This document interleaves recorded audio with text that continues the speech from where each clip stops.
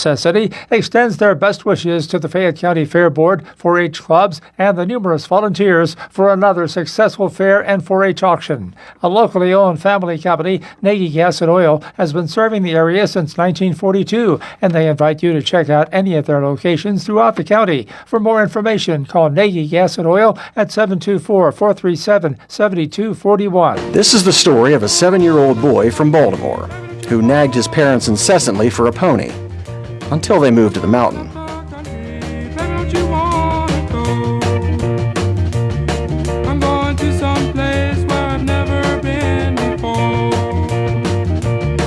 There, over 40 years, I learned everything I could about the farmsteading lifestyle from great mentors. Ooh, what a lucky man he was. Oh, and by the way, I got my pony. I named him Captain.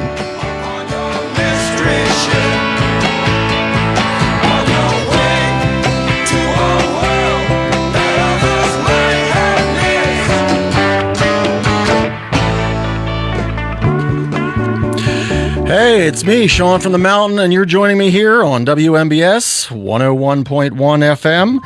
And let me tell you, you're going to be in for a great show today. You're watching a Prairie Home Companion here. No, never mind. It's not a Prairie Home Companion. This is Farmsteaders Field Notes. I'm just kidding. It's been so rainy and horrible outside. I thought we'd keep the jokes a little dry. Anyway, we're going to go a little bit out of order today just because I kind of feel like it, and we don't have a lot going on in the news. So how about we start off with some of my friends' favorite segments. Look! I got beans, greens, potatoes, tomatoes, lamb, rams, hogs, dogs, chicken, turkeys, rabbits, you name it! Look! I got beans, greens, potatoes, tomatoes, lamb, rams, hogs, dogs, beans, greens, potatoes, tomatoes, chicken, turkeys, rabbits, you name it! Always love that. It's my favorite.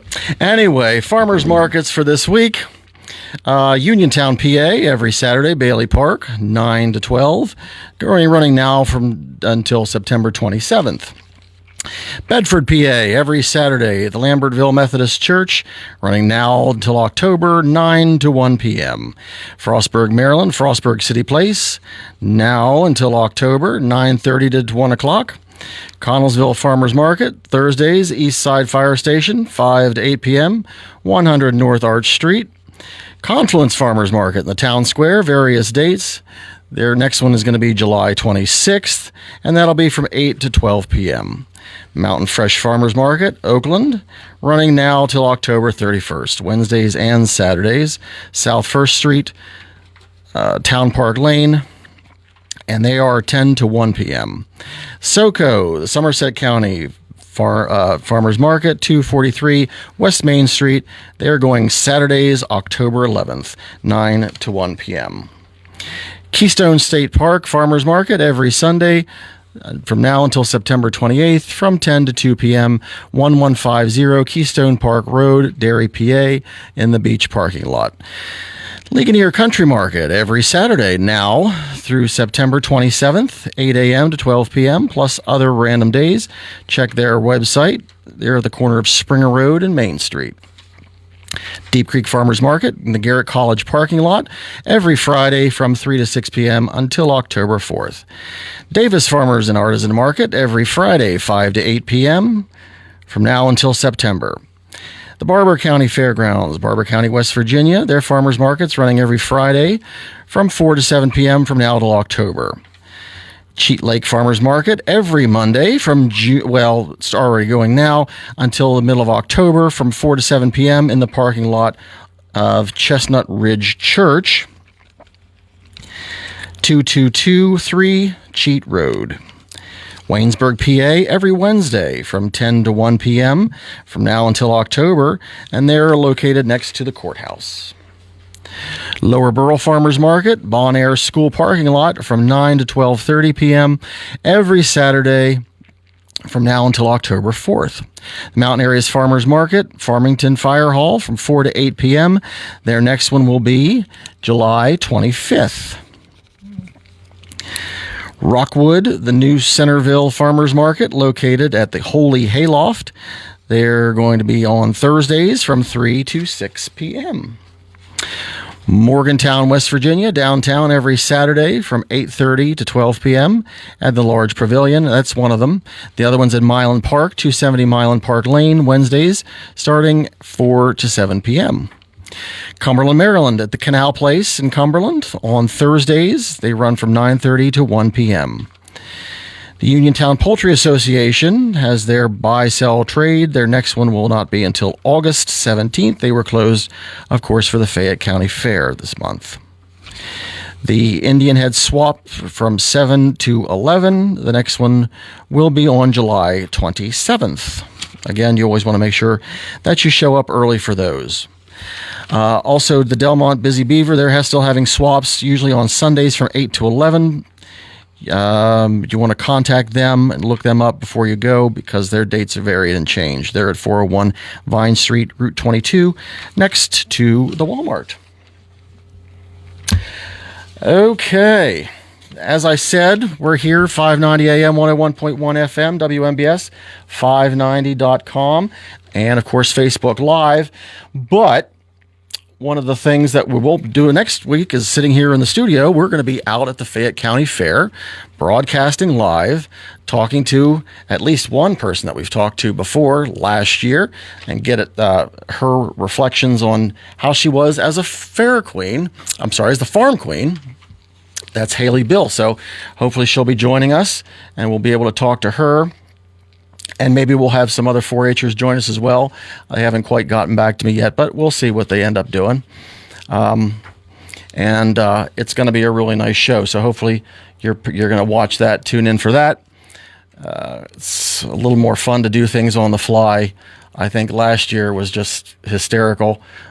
Just a little quick story. We just had one of the greatest little kids come up and talk to us the entire time. He was just so gabby and so excited about the fair. We just couldn't get rid of him. God bless him. He was really, really talkative and really cute. And so, those are the kind of experiences you pick up at the county fair when you're doing a live radio broadcast. Anyway, we also have a couple announcements for things that are going on. The Grantsville Stock Sale will be having their small animal poultry auction. It'll be happening August 8th. It'll start at 5:30 p.m. And then a bunch of people sent me this. A lot of my friends in the cattle business, the cattle industry, said that Somerset County is having their summer picnic. That's the Somerset County Beef Producers, and that will be at the Somerset County Fairgrounds in the Rhodes Pavilion there in Myersdale, PA. That'll be happening at 5 p.m. They'll be having deep fried ribeyes, fresh cut fries, cowboy beans, salad, and then you can bring a dessert to share. The drinks will be provided, and the reservations for that are due by Wednesday, July 30th. They want to know what they have to have ready and how many people to expect. So you can contact Scott Rhodes at 814-442-5577. Again, a lot of my cattle friends sent me that, and that some from Somerset County and some from other places. But everybody likes to network, and now is the time to do that, especially with the beef prices the way that they are. So it's good to know these things and to keep in the know. So that's the Somerset County Beef Producers. They're having their picnic. Not the teddy bears having their picnic. The beef producers having their picnic. Anyway, how about a little bit of fair news? Speaking about the fair, let's talk about that. Stars in the rise, I'm gonna tell her just how I feel.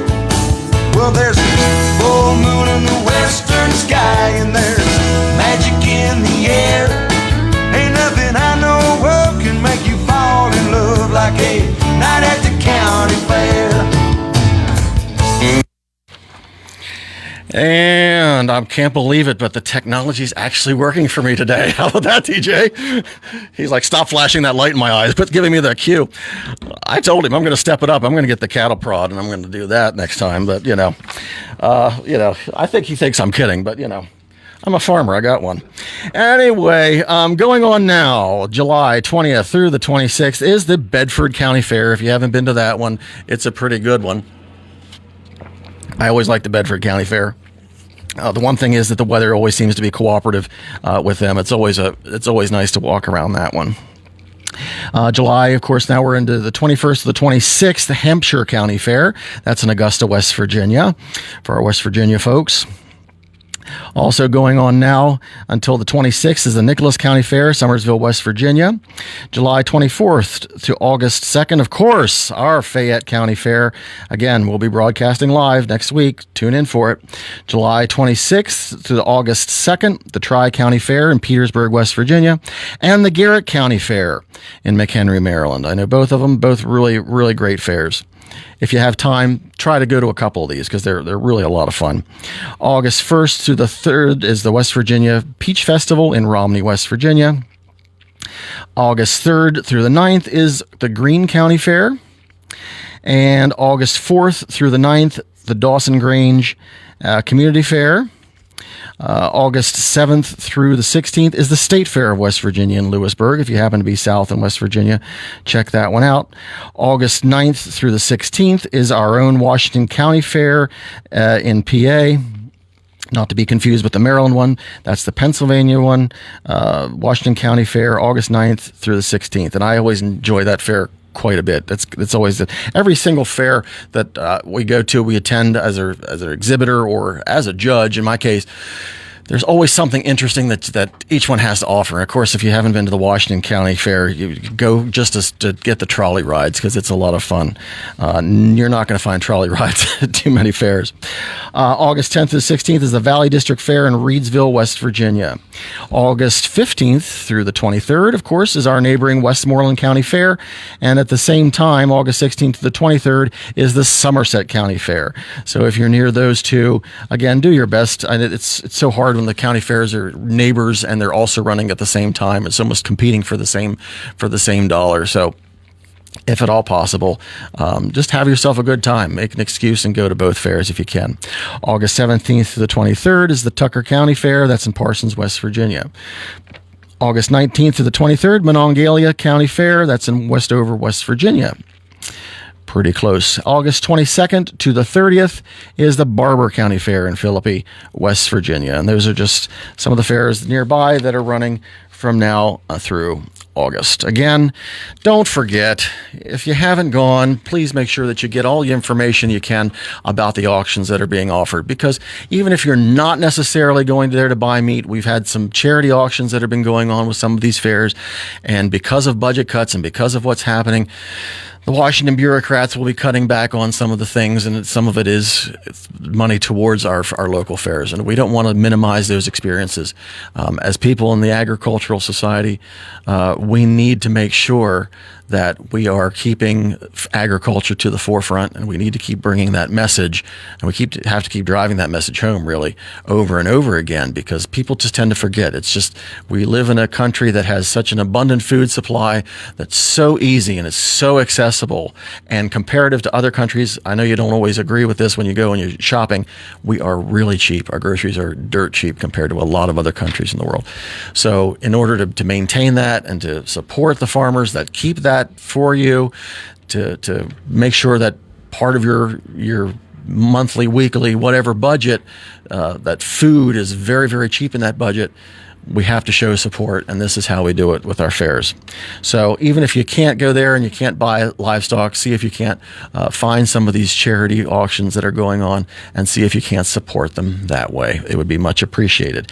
But if you were listening to me, and if you were doing what you were supposed to be doing, which was saving money so that you and maybe your neighbors or a couple people could go in on it together, you could actually go and purchase a project from some of these 4-Hers. And I mean anything from as big as a steer all the way down to something as small as a pen of rabbits or a pen of chickens. Okay, and just a reminder, you purchase a steer, you're doing yourself a big favor, and you're filling your freezers up all the way through winter and into spring, and you're going to get out of each steer 24 roasts, 28 T-bone steaks, 10 sirloin steaks, 10 sirloin tip steaks, 28 ribeye steaks, 8 filet mignon, 12 round steaks. You're going to get short ribs, flank steaks, stew meat, brisket for barbecue, and probably 150 pounds plus of ground beef. And that's a heck of a lot of meat, and that goes a long way. Even if you've got a lot of kids at home, that's going to go a heck of a long way.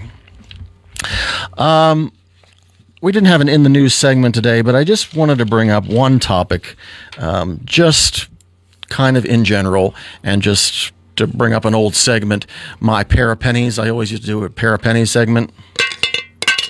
So here's my pair of pennies on the topic of solar panels in agriculture. Now, this might surprise you a little bit, and that I don't have a really repellent feeling about solar panels when it comes to the farm. As a matter of fact, I'm a little bit of the opposite. I think that even though we had recently a Pittsburgh Energy Summit that was focused more on nuclear and focused more on natural gas, again, natural gas, okay. I'm not going to be disrespectful to natural gas, even though it has caused me some grief. On my farm, I've mentioned it before, it's caused some grief with my water supply whenever they've done the fracking, even several miles down the road for me. And now that that's eased off, my water supply is back to normal. So I know directly that that was responsible for it. Am I against fracking? I'm not. If that's something that needs to be done, it needs to be done. We need it as an energy source. I get it. However, it's something that we sort of have to take with a grain of salt. Obviously, they're talking about nuclear power plants. I don't necessarily know anybody that wants to have a nuclear power plant in their backyard, but again, they can figure that all out, the talking heads. But solar is something that I think gets a bit of a bad rap. And if you've seen a lot of the homesteads nowadays, if it's been at all possible or feasible or economically possible, and with grants and whatever the system is that they can do it for cheap or free, a lot of my friends have partaken in using solar on their homestead. It's been a great way to use what God gave us in the manner of solar energy, and sort of defray a lot of the costs that we use. Because let's be honest, every farmer has to use power for various number of things, just to keep it around. But we don't necessarily have to go to the main grid. And so using solar panels might be the way to go. I know that one of the biggest complaints about it around here, where we're located here in southwestern Pennsylvania, some of the locations have been a little bit strange. Some of the locations have been big open fields, which has some of the agriculture people going crazy. Some of the locations have been close to other more residential areas, and they're not really crazy about that either. But if you go to and you look at other countries, again, we can't sort of live in a bubble and only acknowledge what's going on in this country. If you look at what's going on in other countries, I know a friend who's visiting Germany. They just came back and they're using solar panels in parking lots, and they've actually done a lot of work making sure that they're maintained safely. The way people drive, they don't want to be run into with cars, but they're literally using them in these big, wide open parking lots, and people can park under them with perfect safety. Actually keeps your car a little bit cooler too, actually keeping the sun off of it. And then in Switzerland, I've been reading that they're actually going in between two things. They're actually going in between the roadways, like what would be the berms and the barriers in between, and they're putting solar panels in between. And in addition to that, they're going in between railroad tracks. They're actually putting solar panels the entire length of their railway down in between the train tracks, which I think is a remarkable idea. And how they were able to pull it off, I don't know. But so far, they're having great results with it. If you think about it, most of the train tracks are completely cleared off and are always sunny because they don't want tree limbs and things falling on the train tracks, obviously. So a lot of that is open. Why not utilize it for solar energy? Great idea. Why can't we follow suit? But another one of the big complaints about solar has been that people feel like it's lowering their property values. So Penn State's been working a lot with trying to work with solar the best that they can, because a lot of their studies have revolved around solar. And they had 4 or 5, just this year so far, they've had 4 or 5 different sort of talk sessions and field days and things where they were kind of highlighting how necessary it was to do this without always having to utilize one area or in some cases utilizing an area that people just really detest, like agricultural land, but showing how we can benefit from it. In the case of livestock grazing, we can still use the solar panels because, believe it or not, I mean, some of these animals can cook out in that sunlight. You got this big open pasture and you think, oh, it's beautiful. We can just turn our animals loose in it. Well, that's not how it works. I mean, you have 12 hours at least a day where the sun is just beaming straight down on that field. Okay. And so livestock can't be just, constantly baking under the sun. So the fact that these solar panels are out there, actually, when they put them up high enough, the livestock get the benefit of also, having some shade to graze. And again, as the sun goes over top of this, it allows enough light that there is still grass growing under it. Ask anybody that works with these solar panels. They still got to go out, and it's a real aggravation for the people in the power company to clean under them. So the benefit there has been that they've been able to allow grazing, and sheep have been just perfect for this. Penn State's really highlight the sheep industry when they talk about this.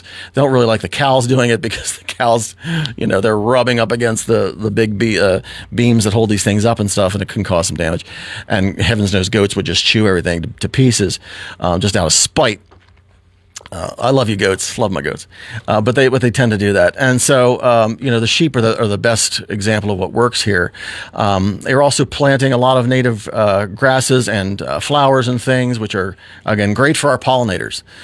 So it's been a give and take, and I saw another friend of mine who has a solar field in one portion of his farm, and he's been doing what we've been doing with water collection, and off the solar panels has been able to collect water, and so that's been a huge benefit.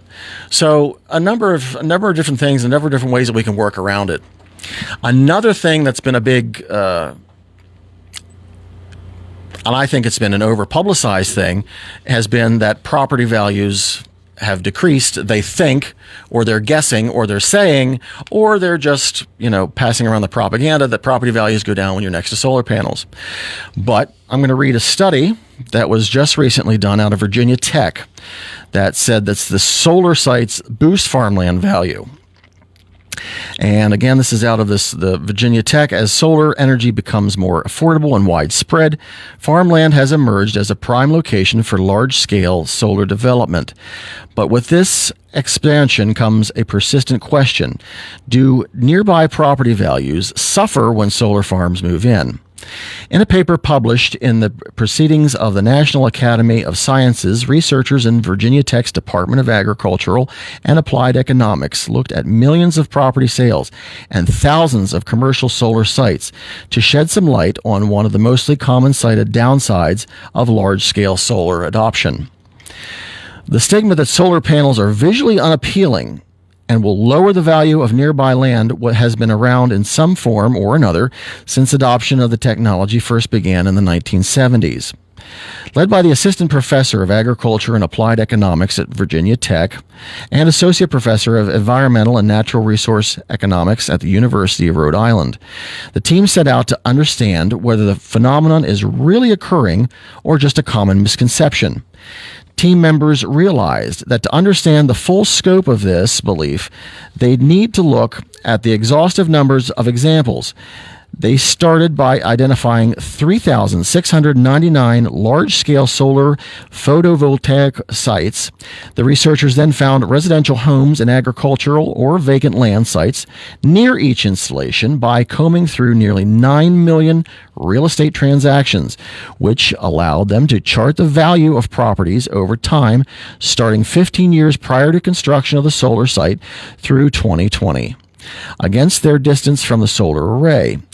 We also built a national model of solar visibility from properties, which allowed us to see whether simply having a view of a site matters for home prices.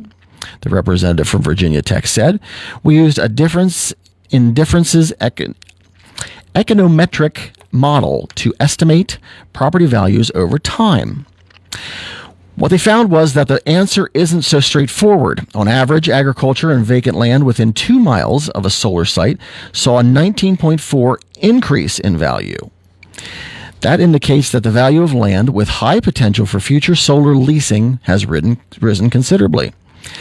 How residential properties were affected is where it gets complicated. Residential homes within 3 miles of a site lost a small amount of value, less than 4% on average.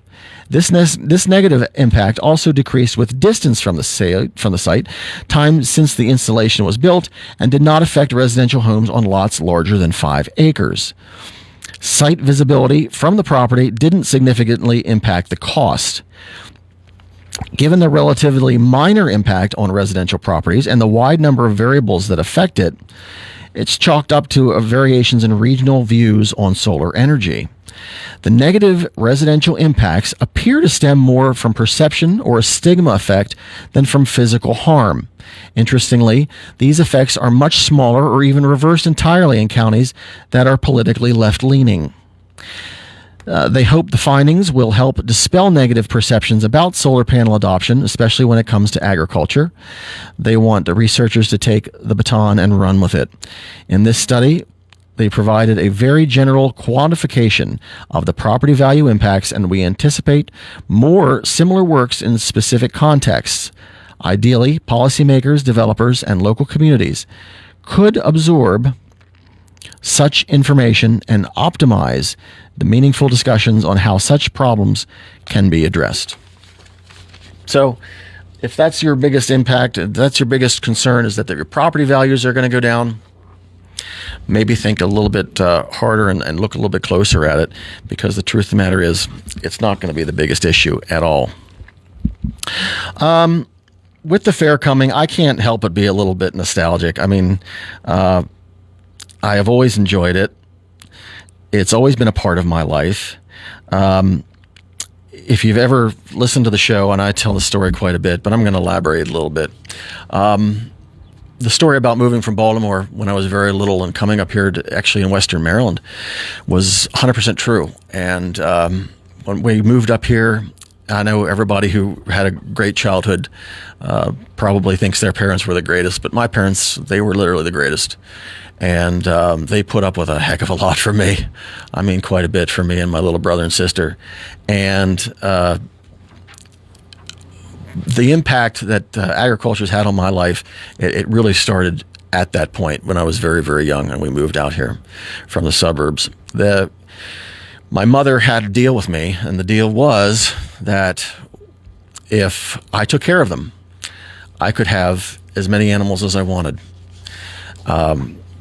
That she wasn't going to stop me from raising animals. And she was a teacher. She was a special education teacher. She knew the impact, the positivity that this kind of a thing would have on kids, knowing that if I was taking care of animals, I was out of trouble. I was doing something that was very productive, and I was doing something that was going to keep me from going to prison very, very young. So, you know, she was very excited. She only had a couple caveats to that. One was that I joined the 4-H club because she wanted me to know absolutely everything I possibly could about the animals that I was raising. And sometimes that was a couple 4-H clubs because I had a variety of animals. So some 4-H clubs are either what they call, species specific sort of 4-H clubs, where, this is the club for goats, this is the club for sheep, this is the club for rabbits. And we have them in our own Fayette County. And then we have some that are called community clubs, which are pretty much a little smattering of all the projects. But of course, I joined each individual livestock club. And so that was her first caveat, though I had to do that. And the second one was no pigs, no chickens. And, my mother was just going by the stigma that they were smelly and they were dirty and I couldn't have them. So, but I could live with that. No chickens, no pigs. But when we got started, our place in Western Maryland was only 4 acres. And so whenever I talk about rotating pastures and things like that, I come from a lot of experience doing that because you had to continually move them around. Otherwise, places got really dirty and disgusting with manure and all the high traffic and travel of all the animals. So you had to move them around. And I didn't just have little animals. I had cows, and I had horses, and I had the goats, and I had the rabbits, and we had everything, sheep. We had everything. So when I talk about rotational pasturing, man, I've done it. I've done it before it became the vogue. I've done it before they talked about it and they sold it on the internet, as a course how to learn. We've done it. But having these animals and joining the 4-H, then of course you become an exhibitor. You become a fair exhibitor. That's sort of how you show off what you've done all year. And so as a 4-Her, I started off doing it, and then of course my younger brother and sister got involved. Well, this sort of put a chink in it for my mother a little bit, because she didn't want us competing against each other. She wanted it to be a family thing, and she didn't really want us in competition constantly.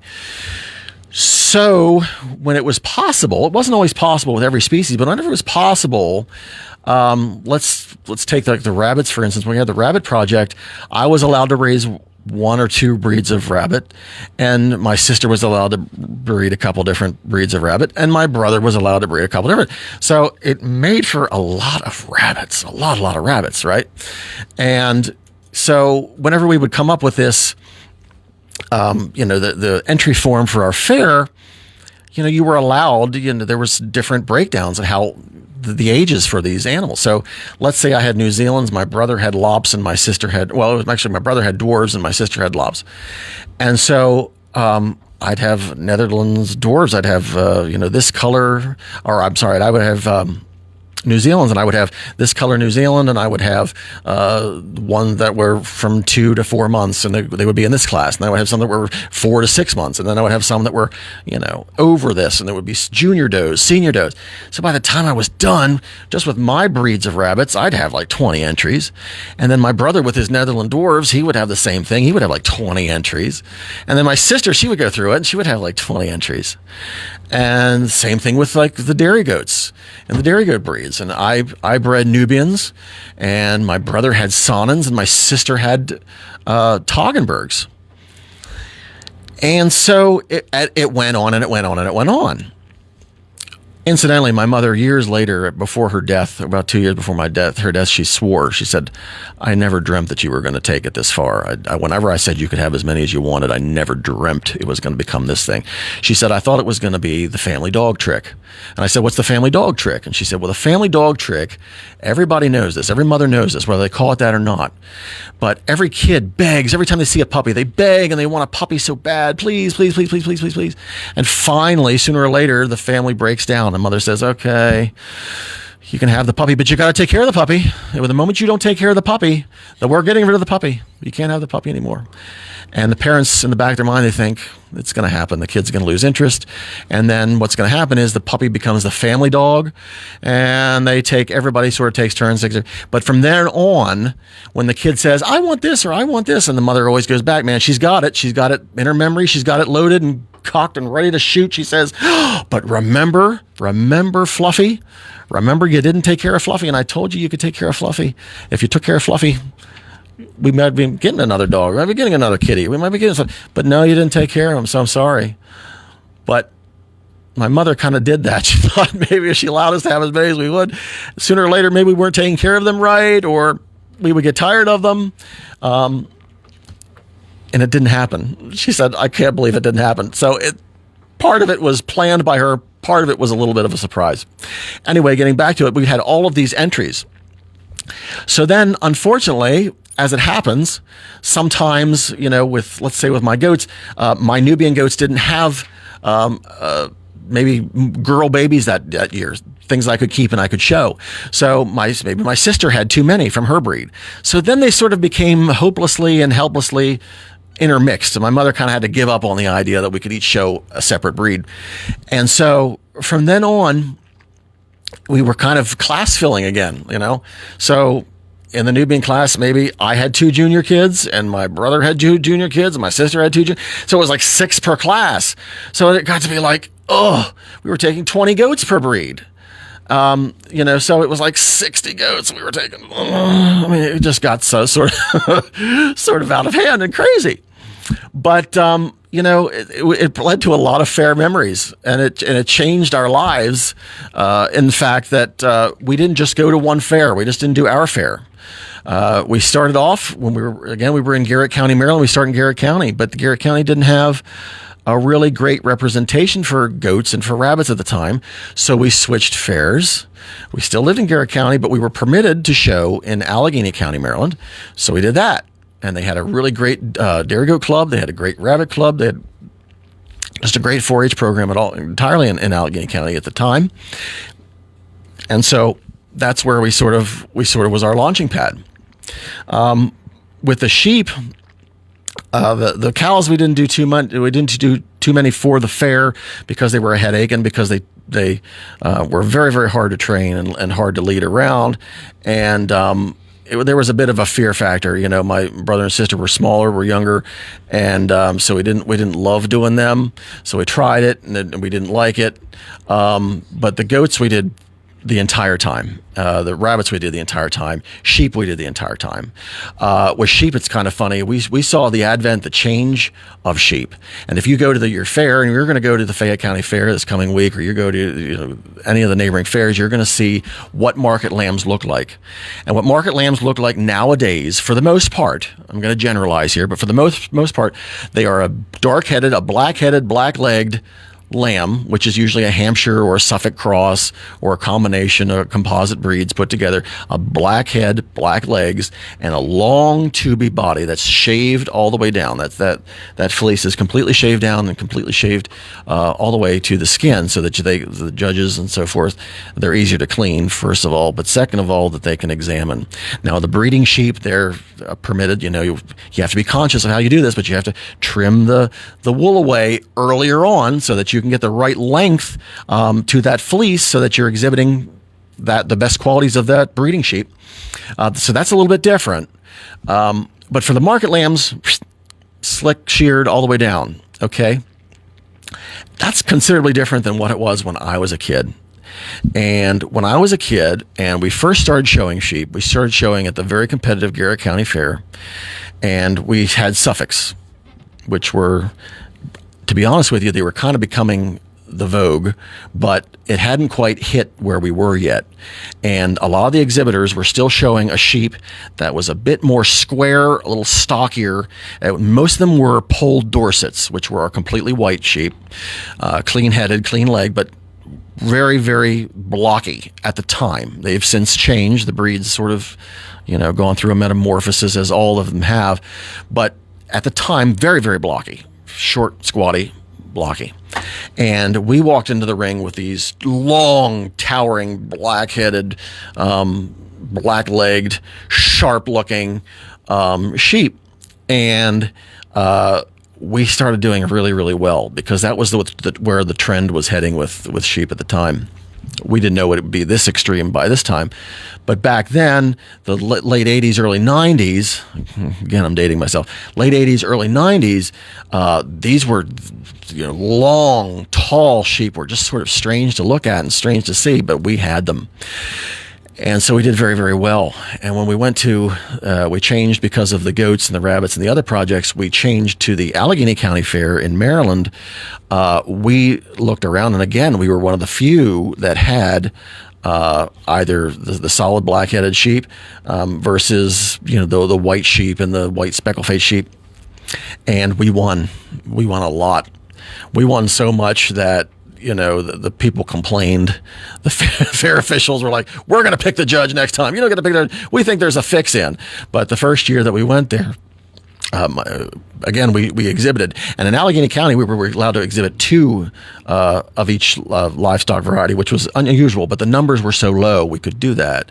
And so, again, here we were again. We had 6 sheep that we took, 6 market lambs, because Shawn took 2, my brother took 2, my sister took 2.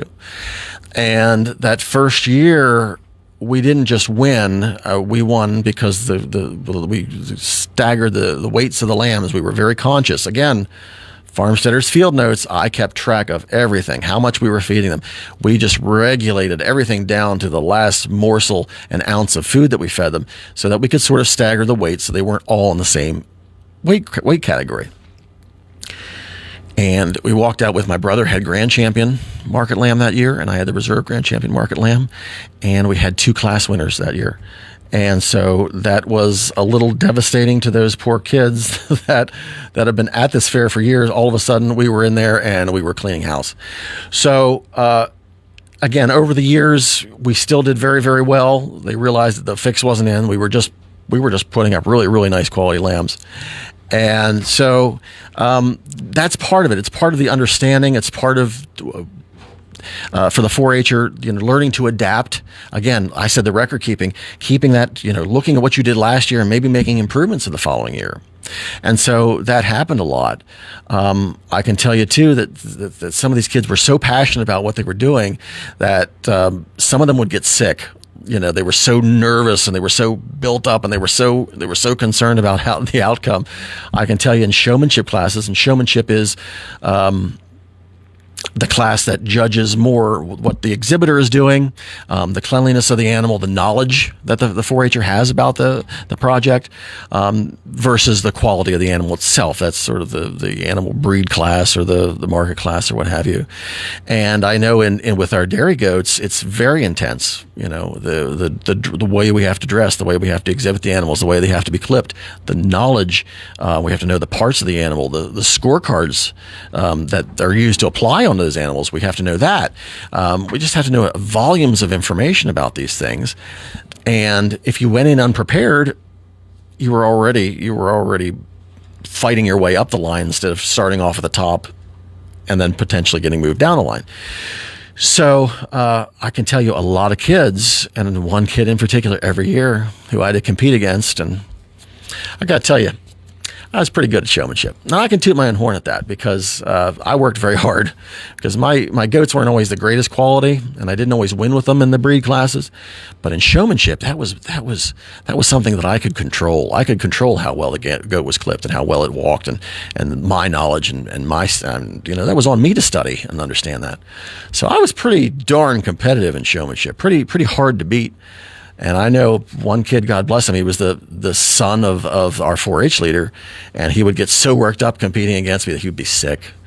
Part of me laughed a little bit, but part of me just, you don't want to see kids sick. But unfortunately, he would get himself so worked up. He was so worried about competing against me that he would be just every time, you'd see this poor kid running back of the barn and blah, throwing up and being sick. And they would, ply him with Pepto-Bismol and, Tums and things just to try to get the poor kid to be able to walk back in the ring again. And that happened every year. But, the bottom line is it's a tremendous amount of work, and it's not just what you see that shows up at the fair. We've put all this time into it. We've done this. We've done the research. We're working hard. When these kids come out and they show them, it's the kids and it's the parents. The parents are working their tails off too when they do this. There's so much that's involved. Collecting all the stuff that you're going to take. Let me tell you, I do not miss the packing for the fair. The packing for the fair is horrendous. Okay. All the things that you need, not only for yourself to eat for the week, because you can't just eat fair food. You would probably die. And again, we went to several fairs, so we couldn't just eat fair food. But you'd have to pack food. You have to pack all the clothing for the entire week, plus the show clothes, all the equipment for the animals, all the feed troughs and the water buckets and all the halters and the things to walk them with, the bedding, the food for them was hay and grain. It's just volumes and volumes of things, truckloads of things that you have to do to even get to the fairs. So it's just it's what you're seeing. You think it's a lot of work, but really, it's like an iceberg. You're only seeing the very tip at the top. So much more of it is underneath of it. And the labor that these kids put into it, it's just phenomenal. But so again, make sure that you tune in next week. We're going to be at the fair. So watch us. Me and my friend Josh Krysak will be sitting there. We'll be talking to Haley Bill, this past year's farm queen, and getting her reflections on how she did. And so make sure you join us for that. And I'm getting the flag that we're almost here. Time's almost up. And as always, we like to have a lot of fun here on Farmsteaders Field Notes. But there's absolutely nothing funny about internet scams. A lot of people out there are being scammed on the internet. It's important to know how to avoid them. So if you send me $19.99, I'll be sure to give you a list of internet scams to avoid. And if you really do fall for that one, go ahead and send me the $19.99. Anyway, try to enjoy the week. Have a pleasant time. Life is short. Make the most of it. Don't forget, we're all just future compost. Stay tuned for CBS News this hour. Thank you. You're listening to WMBS Uniontown.